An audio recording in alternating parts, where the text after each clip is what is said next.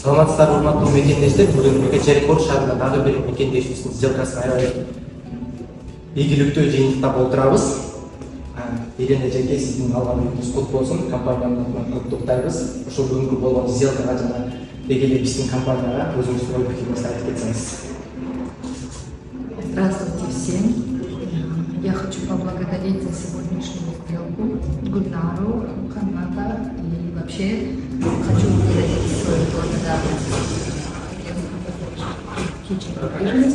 и приглашаю вас всех, кто желает еще получить ипотеку, обратиться в эту компанию.